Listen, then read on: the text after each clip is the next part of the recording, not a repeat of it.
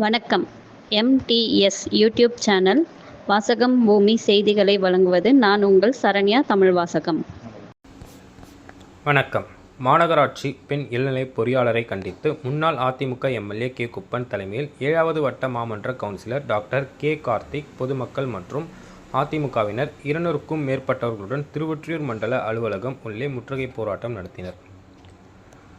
கடந்த மழையில் திருவொற்றியூர் பட்டினத்தார் கோவில் தெருவில் தேசராணி தர்மம் வீட்டின் ஓடு சரிந்த நிலையில் அதனை பார்வையிட்டு அவர்களுடன் உதவி செய்யுமாறு முன்னாள் திருவொற்றியூர் சட்டமன்ற உறுப்பினர் கே. குப்பன் வலியுறுத்திய நிலையில் அவர்களுக்கு மாநகராட்சியால் உதவி செய்வதற்கு பதிலாக அந்த வீட்டை 7 நாட்களுக்குள் இடித்து கட்டி கொள்ள மாநகராட்சி கடிதம் கொடுத்ததை கண்டித்ததும், மேலும் திருவொற்றியூர் 7வது வார்டில் ஒத்தவாடை பகுதியில் மல்லிகா என்பவர் வீட்டை கடந்த சில மாதங்களுக்கு முன்பு மாநகராட்சி அதிகாரிகள் சீல் வைத்தனர்.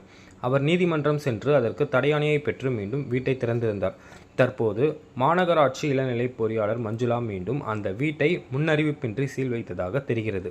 இது வேண்டுமென்று திட்டமிட்டு தன்னை சார்ந்தவர்களை அணுகாமல் 7வது வட்ட அதிமுக கவுன்சிலரிடம் உதவி கேட்டதை ஜீர்ணிக்க இயலாமல் உதவி பொறியாளர் வீட்டுக்கு சீல் வைப்பதாக கூறி திருவொற்றியூர் முன்னாள் அதிமுக சட்டமன்ற உறுப்பினரும் திருவொற்றியூர் மேற்கு பகுதி அதிமுக செயலாளர் கே. குப்பன், பெருநகர சென்னை மாநகராட்சி 7வது வட்ட மாமன்ற உறுப்பினர் டாக்டர் கே. கார்த்திக் தலைமையில் நூற்றுக்கணக்கான அதிமுகவினர் இன்று 25/10/2025 காலை திருவொற்றியூர் மண்டல அலுவலகத்தை முற்றுகையிட்டனர்.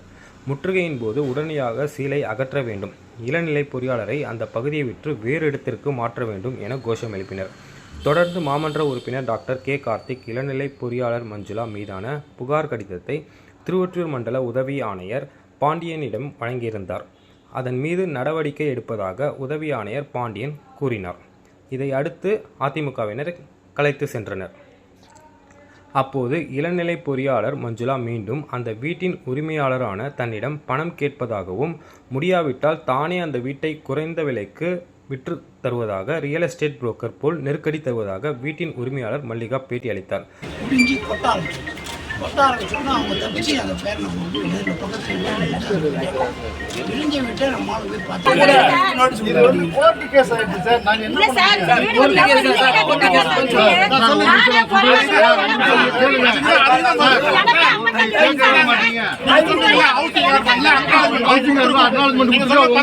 நாங்கள் மேல்முறையீடு போய் கொடுத்துருக்கோம்.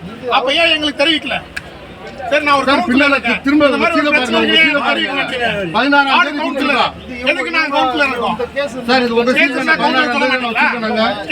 சொல்ல மாட்டீங்களா கவுன்சிலருக்கு?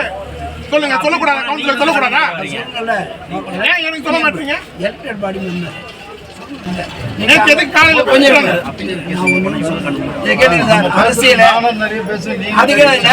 தொடர்ந்து திருவொற்றியூர் முன்னாள் சட்டமன்ற உறுப்பினரும் திருவொற்றியூர் மேற்கு பகுதி அதிமுக செயலாளர் கே. குப்பன் மற்றும் 7வது வட்ட மாமன்ற உறுப்பினர் டாக்டர் கே. கார்த்திக் செய்தியாளர்களிடம் பேட்டி அளித்தார்கள். மண்டல அலுவலக முற்றுகையால் காவல் ஆய்வாளர்கள் ரஜினிஷ் தலைமையில் 2 துணை ஆய்வாளர்கள் மற்றும் 11 காவலர்களுடன் போலீசார் பாதுகாப்பு பணியில் ஈடுபட்டிருந்தனர். நன்றி. இந்த அம்மா வீடு கடந்த மழையில் மேலே இந்த ஓடு இந்த மழை புயல் காற்றுல இடிஞ்சு கொட்டிடுச்சு. அவங்க அங்கே இல்லாமல் பக்கத்து வீட்டில் போய் தப்பிச்சு இருந்தாங்க. நாங்கள் போய் பார்த்தது பத்திரிகையில் வந்தது, மாலை முரசில் வந்தது, தந்தியில் வந்தது, மற்ற எல்லா பத்திரிகைகளும் வந்தது. செய்தி அரசாங்க அதிகாரிகள் வந்தாங்க. விஓ என் கூட பார்த்தாரு. பார்த்துட்டு அவங்களுக்கு நிவாரணம் கொடுக்குறதுக்கு அரசு அதிகாரிகளுக்கு நாங்கள் மேலே கலெக்டருக்கு ரிப்ளை பண்ணியிருக்கனாரு. ஆர்ஐ என்கிட்ட பேசுனாங்க, ஆர்ஐயும் பண்ணியிருக்காங்க. இந்த சூழ்நிலையில் மாநகராட்சியிலேருந்து ஒரு நோட்டீஸ் அனுப்பிச்சு அந்த வீடியோ இடிச்சிடணும், 7 days இடிக்கணும். இது இல்லைடா, காப்பி இது பின்னாடி வேறு ஏதாவது நோட்டீஸு 7 days அந்த இடத்த இடிச்சிடணுன்ட்டு நான் சொல்ல தெரியல. இதே மாதிரி 7 days அந்த வீட்டை இடிச்சிடணுன்ட்டு நோட்டீஸ் அப்படின்னு வரும்போது அவங்களுக்கு ஒன்றும் புரியல. இவங்க என்ன சொல்கிறாங்க, 7 daysக்குள்ள நீங்கள் இடித்து எடுத்துடணும் அப்படின்னு இவங்களுக்கு நோட்டீஸ் கொடுக்குறாங்க. அந்த மக்களுக்கு ஒரு அரசாங்கம் வீடு கட்டி கொடுக்குறதுக்கோ இல்லை நிவாரணமோ இதுவரைக்கும் தரல. பார்த்தா மறுநாள் கொடுப்பேன். நான் எம்எல்ஏ இருந்தாலே இன்றைக்கி பார்த்துட்டு போகிறேன்னா சாயந்தரமாக மறுநாள் காலையில் நிவாரணம் கொடுப்பாங்க. இது திராவிட மாடல் ஆட்சி இல்லை, அதனால் அப்படி தான் இருக்குன்னு நினைக்கிறேன். முதலமைச்சர் எப்போ பார்த்தாலும் சொல்கிறார். இப்போ இந்த செய்தி பார்க்கணும், நான் பேசுகிறத அவர் பார்க்கணும். ஏன்னா இவங்க சொல்கிறது பார்த்தா அப்படியே இந்த நாட்டு மக்களுக்காகவே அப்படியே உயிரை விடுற மாதிரி பேசிட்டு இருக்கிறாங்க. ஒரு வேலையும் கீழே நடக்குது. அது உண்மையிலே வருத்தமாக இருக்குது. ஏழை எளிய மக்கள் இந்த மாதிரி 100 வீடு இருக்குது அங்கே. திருவத்தூருக்கு பக்கத்தில் 100லேருந்து 200 வீடு இருக்குது. முதல்ல ஜனங்களை பார்க்க சொல்லுங்கள், எம்எல்ஏ வந்து பார்க்க சொல்லுங்கள், எம்பி பார்க்க சொல்லுங்கள், சேர்மனை பார்க்க சொல்லுங்கள், கவுன்சிலரை பார்க்க சொல்லுங்கள்.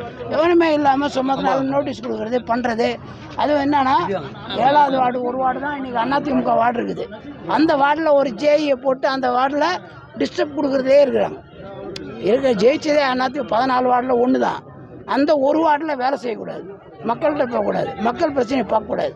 அப்படின்னு நிலையில் இந்த அரசாங்கம் இருந்தால் இது எப்படி சரியாக வரும்? இது எல்லாத்துக்கும் தீர்ப்பு கொடுக்கக்கூடிய நாள் வந்துடுச்சு சீக்கிரத்தில். அதை பார்த்துங்க.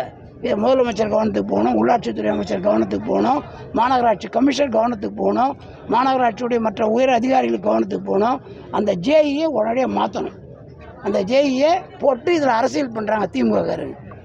நீ அரசியல் பண்ணுறதுக்கு இதான் நேரம் ஏழை எளிய மக்கள்கிட்ட. அதை பார்த்துங்க. இந்த நோட்டீஸ் கொடுத்ததே அந்த அம்மா வீடு இடிச்சு கட்டணும், வீடு இடிச்சிக்கணும் அவங்கள. அவர் என்ன சொல்கிறாரு ஜோனல் ஆஃபீஸர், 7 நாளுக்குள்ளே வீடு அவங்கள இடிச்சிக்கணும் அப்படின்னு நோட்டீஸ் கொடுத்துருக்காரு. நான் அதான் சொன்னேன், அது வீடு இடிக்கிற வீடு கிடையாது சார், மேலே ஓடு போட்டால் அவங்க குடியிருப்பாங்க. அதுக்கு நாங்களே பண்ணிக்கிறோம், அரசாங்கம் இதுவரையில் கொடுக்கல, நாங்களே பண்ணிக்கிறோம் அப்படின்னு சொல்லிடுவோம். இதை முதலமைச்சர் பார்க்கணும். ஏன்னா டிவிலேயே வர்றது, டிவிலேயே அரசியல் பண்ணுறதெல்லாம் அவர் விட்டுட்டு மக்களை சந்திக்கிற வேலையை பார்க்கணும். அதை பார்த்து மக்களுக்கு உண்டான தீர்வு பண்ணணும். இப்போ வீடை எடுக்கிறது போகிறது 7வது வார்டில் தான் இருக்குது ஆக்கிரமிப்பு. மற்ற வார்டில் இல்லையா? 1லேருந்து 14 வார்டில் இல்லையா? ஏன் அங்கெல்லாம் போகல? அங்கெல்லாம் திமுககாரர் இருக்கிறான், திமுக கவுன்சிலர். அவன் பணமே கட்டாத ஆர்டர் கொடுக்குறான். எனக்கு தெரிஞ்சு பணம் கட்டா குடிநீருக்கு அவன் வாங்கிக்கணும் ஆர்டர் கொடுக்குறான். எத்தனை வீடு காட்ட சொல்கிறேன்? எத்தனை பேரை சொல்கிறேன்? எந்த கவுன்சிலர் சொல்கிறேன்? நான் சொல்கிறேன், யாரும் பணம் அங்கே போய் கவர்மெண்ட்டில் கட்டாத, மாநகராட்சி அதிகாரிகிட்ட கட்டாத, அது எங்கிட்ட கொடுத்துரு, நான் போட்டு தரேன், இவன் போட்டு தரேன். இதுதான் திமுக ஆட்சி, இதுதான் திராவிட மாடல் ஆட்சி, இதுதான் மு க ஸ்டாலின் ஆட்சி. இதை நான் குறை சொல்கிறதால இவர் குறை சொல்கிறாரு, பேசுகிறாரு. நான் இருக்கிறத சொல்கிறேன், ஆதாரத்தோடு சொல்ல முடியும். அதனால் இதை தவிர்த்து இந்த அரசாங்கம் இருக்கிற நாள்லையாவது கொஞ்சம் மக்களுக்கு சேவை செய்கிறதுக்கு உண்டான ஏற்பாடு பண்ணணும்னு நான் கேட்டுக்கிறேன். சீல் வைக்கிறதுக்கான உள்நோக்கம் என்ன இருக்காங்க? சீல் வைக்கிறது விலைக்கு பேசுகிறாங்க. அதில் வந்து கேஸ் போட்டவருக்கு இந்த ஏஇ அம்மா வந்து என் சொந்தக்காருக்கு விலைக்கு கொடுன்னு சொல்லி விலைக்கு பேசியிருக்காங்க. அந்த ஏஇ அம்மாவுக்கு வேலை, அது வேலை பேசுகிறது ரியல் எஸ்டேட் வேலையா அந்த ஏஇ அம்மாவுக்கு இருக்குது. நாங்கள் வந்து இங்கே 65 வருஷம் ஆகுது சார். இன்னைக்கு நேற்று நாங்கள் இந்த இடத்துக்கு வரல. என் பேர் மல்லிகா. எங்கள் அம்மா அந்த இடத்த வாங்கிட்டு வந்து பங்கிட்டு எங்களுக்கு கொடுத்தாங்க. நாங்கள் வந்து இப்போ 65, எனக்கு 55 வயசு ஆகுது. நான் பிறக்காத முன்னே இந்த வீட்டில் இருக்கிறோம். இன்றைக்கி வந்து இந்த 2 வருஷமாக தான் அடிக்கடிக்கு சீல் வைக்கிறேன், இந்த ரவீந்திரன் தான் சீல் வைக்கிறேன்னாங்க. நாங்கள் எப்படி தான் பிழைக்கிறது? எங்கள் வீட்டில் கால் உடஞ்ச மனுஷன் அவர் இஷ்டம் தள்ளிட்டு சீல் வச்சுட்டு போயிடுறாங்க சார். அன்றைக்கி சொல்லுமா அதை கேட்டாங்க, விலைக்கு கேட்டாங்க. அந்த வீடு இப்படியே போனால் எப்படி தான் எங்களுடைய ஆதனா அவன் தான் கேட்குற அளவுக்கு காசு குத்துட்டு போயிடுங்களா? எங்கள் சொந்தக்காரத்துக்கு இடம் கேட்குறாங்க, அந்த இடத்த கொடுத்து நீங்கள் என்ன ரேட்டு சொல்கிறீங்கன்னாங்க. நாங்கள் 27 லட்சம், நான் 20 வாங்கி தரேன். அவங்க இடிச்சுட்டு அவங்க கட்டி போயிடுவாங்க, அவங்களுக்கு பிரச்சனை முடிஞ்சு போச்சு. நீங்க எதுக்கு இது பண்றீங்க? அவங்க தான் கேட்டாங்க. அவங்க பேர் மஞ்சுளா. அவங்க உங்களால கட்ட முடியல, இடிச்சிட்டு போல நீங்க கட்டிக்குமான்னு சொன்னாங்க. நாங்க சொன்னோம் எங்களால கட்ட முடியாது, எங்களுக்கு கட்ட சாமர்த்தியம் கிடையாது. அப்புறம் நீ விலைக்கு குத்துட்டு போயினேந்திரம்மா பசாத. அவங்க கட்டி நீ இதோடய வேற எங்கன்னா டாப்பா வாங்கின்னு போயிடு அடுத்த. அவ்வளோதான், நீங்கள் டாப்பாக வாங்கி அடுத்த வாங்கி போயிடுங்க. நீங்கள் எதுக்கு இதுக்கிட்ட போராட்டம் மண்ணடிச்சுன்னு கிடக்குறீங்க? நீங்கள் இது கட்டிக்கிட்டு அவர் என்னாரும் அப்படி எத்தனை வாட்டி சீல் வைக்கிறது? அதாவது ஒரு நிமிஷம், ரவீந்திரன்றவரோட இடம் அந்த ஒத்தவாடைக்கு பின்னாடி இருக்குங்க. அவர் கிட்டத்தட்ட ஒரு 10-15 வருஷமாக அந்த இடத்துக்கு வழி வந்து ஒரு இடத்துல இருக்குது. அவங்க இடத்துல இவங்கெல்லாம் இருக்காங்கன்னு சொல்லி இவங்களுக்கு பேசி அந்த இடத்துல விட்டு கொடுத்தாச்சு. அவர் தொடர்ச்சியாக இப்போ என்ன பண்ணுறாரு, அங்கே வந்து பட்டா இடத்துல இல்லைன்னு கேஸ் போட்டார். ஆனால் அது அரசாங்கத்தால் கொடுக்கப்பட்ட பட்டான்னு ப்ரூவ் பண்ணி முடிச்சாச்சு. அதுக்கப்புறம் என்ன பண்ணுறாரு, கன்ஸ்ட்ரக்ஷனில் இவங்க வந்து அப்ரூவல் வாங்கலன்னு கேஸ் போடுறாரு. அதாவது இவங்க வந்து ஒரு 10க்கு 10 இடத்துல தான் இருக்காங்க. கன்ஸ்ட்ரக்ஷனில் அப்ரூவல், அதாவது 50 வருஷம் 60 வருஷம் முன்னாடி கட்டப்பட்ட வீடுங்க. அதுக்கு இன்றைக்கி சென்னை மாநகராட்சியாகவே 15 வருஷம் தான் ஆகுது.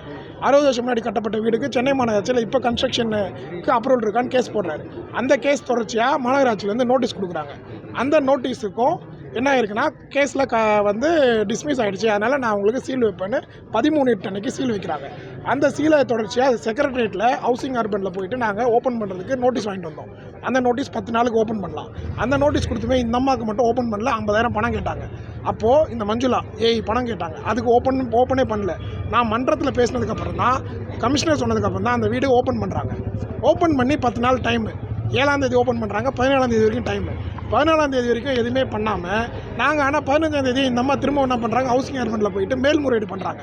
என்னென்னா எனக்கு வந்து அப்ரூவலுக்கு என்ன வழி அப்படின்றதுக்காக ஒரு என்கொயரிக்கு மேல்முறையீடு பண்ணி அந்த நோட்டீஸும் மாநகராட்சிக்கு கொடுக்கப்பட்டாச்சு. இதுக்கு நடுவில் ரவீந்திரன் வந்து அந்த அம்மா சீல் ஓப்பன் பண்ணும்போது விலை பேசுது. ரவீந்திரன் வந்து கண்டெம்ட் போகிறார். ரவீந்திரனுக்கு எப்படி மாநகராட்சி பண்ணக்கூடிய நடவடிக்கை தெரியும், ஹவுசிங் டிபார்ட்மெண்ட்டில் கொடுக்கக்கூடிய நோட்டீஸை பற்றி தெரியும். அவர் கண்டெம்ட் போட்டாருன்னு சொல்லி நேற்று வந்து எந்த ஒரு அறிவிப்பும் இல்லாமல் கண்டெம்ட் போயிட்டாரு, கோர்ட்டுக்கு போயிட்டாருன்னு சொல்லி சீல் வைக்கிறாங்க. இதெல்லாம் இந்த மாநகராட்சி ஆடக்கூடிய நாடகம். கோர்ட்டை வச்சுக்கிட்டு யாராவது இந்த மாதிரி ரவீந்திரன் மாதிரி ஆளுங்களை வச்சுக்கிட்டு கேஸை போட்டு ஏழை மக்களை பாதிப்பு உண்டாக்குறதே இந்த மாநகராட்சி பண்ணிகிட்ருக்கு. இது தொடர்ச்சியாக நான் எத்தனையோ வாட்டி பேசிட்டேன். இந்த அப்ரூவல் இல்லாத வீடு 90% இருக்குது. இதுக்கு இந்த அரசாங்கம் முறைப்படுத்தணும்னு 100 வாட்டி பேசிட்டோம். ஏன்னா ஒருத்தவங்க கோர்ட்டுக்கு போனால் அவங்க வீடு சீல் வைக்கப்படும், இடிக்கப்படும். இதாக எழுதப்படாத நீதியாக இருக்குது. இதுக்கு வந்து இந்த ஜோனல் அதிகாரி, இந்த ஏஐ இவங்க வியாபாரம் பண்ணுறதே வேலையை வச்சுட்டு இருக்காங்க. நேற்று ரவீந்திரனை கோர்ட்டுக்கு போக வச்சுருக்காங்க. அதை பேஸ் பண்ணி இந்த அம்மாவுக்கு சீல் வைக்கப்பட்டிருக்கு. ஹவுசிங் டிபார்ட்மெண்ட்டில் நாங்கள் மேல்முறையீடு பண்ணியிருக்கோன்னு சொல்கிறோம். அதெல்லாம் நீ ஆர்டர் வாங்கினீங்கன்னு கேட்குறாங்க. விதண்டாவாதமாக பண்ணணும், சீல் வைக்கணும். இந்த அம்மா கிட்டேருந்து கட்டாயப்படுத்தி இந்த வீடை விலைக்கு வாங்கணும். ஆனால் பிளான் அப்ரூவ்டு இல்லாமல் ஆனால் உங்கள் வீட்டுக்கெல்லாம் வந்து வரி வசூல் பண்ணாங்க, எப்படி பார்க்குறீங்க? தவறு. நான் எத்தனையோ வாட்டி சொல்லிட்டேன். இதே மன்றத்தில் ஏற்கனவே விஜய் பாபுன்ற போது நான் இதை எழுப்பினேன். ஒரு தனிப்பட்ட நபர் கேஸ் போட்டால், அப்ரூவல் இல்லைன்னு கேஸ் போட்டால் இந்த வீடுங்கள்லாம் பாதிக்கப்படுது. கிட்டத்தட்ட 54 வீடுங்களுக்கு நோட்டீஸ் இதே மாதிரி கொடுக்கப்பட்டு ரேட்ரூவில் சீல் வைக்கப்பட்டுச்சு. அந்த வீடுங்கள்லாம் சீலை இப்போது அகற்றிட்டாங்க. இந்த மாதிரி 200 வார்டுக்கும் இந்த பாதிப்பு ஏற்பட்டுச்சு. அதுக்கு ஒரு ஒழுங்குமுறை பண்ணுங்கள். ஆல்ரெடி கட்டின வீட்டுக்கு ஏதோ ஒரு ஃபீஸ் போட்டு க்ளோஸ் பண்ணுங்கள். ஏன்னா தனிப்பட்ட நபர் கேஸ் போட்டால் எல்லார் வீடுக்கும் பாதிப்பு, எல்லார் வீட்டுக்கும். இப்போ வீடியோ எடுக்கிற உங்களுக்கும் பாதிப்பு, இங்கே இருக்கக்கூடிய எல்லா மக்களுக்கும் பாதிப்பு.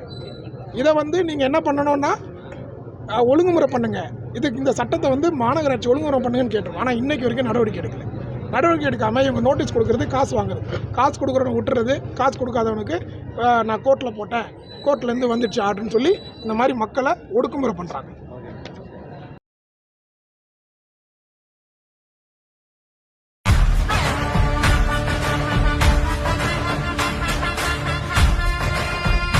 இது உங்கள் MTS சேனல்.